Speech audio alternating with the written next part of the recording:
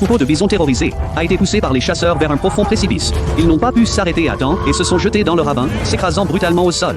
Au moment où les chasseurs pensaient que leur tâche était accomplie, un taureau s'est soudain mis à charger les hommes. Le chef a aussitôt ressenti le danger et a pressé son fils de faire demi-tour et de fuir, mais il était déjà trop tard. Keda a été violemment renversé par le taureau sur le champ. Avant qu'il ait pu reprendre ses esprits, le taureau l'a de nouveau chargé. En voyant son fils empalé par les cornes du taureau, le chef a lancé sa lance avec désespoir, mais Keda a été violemment projeté au-delà du bord de la falaise. Lorsque tous se sont précipités au bord de la falaise, ils ont vu Keda suspendu, s'accrochant désespérément à un rocher. Son père lui a crié de s'accrocher, mais le rocher s'est aussitôt effondré. Le père n'a pu que regarder Keda tomber, s'écrasant sur une corniche rocheuse avant de perdre connaissance. Pris de panique, le père voulait descendre à main nue pour sauver son fils.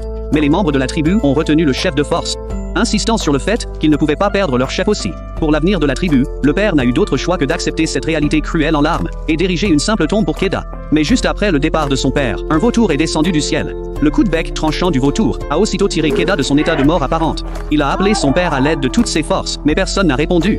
Désemparé, Keda a regardé avec précaution la distance jusqu'au fond du ravin. Rassemblant son courage, il a commencé à descendre, mais sa cheville blessée rendait chaque geste atrocement lent. Comme pour aggraver son désespoir, un orage s'est soudain abattu.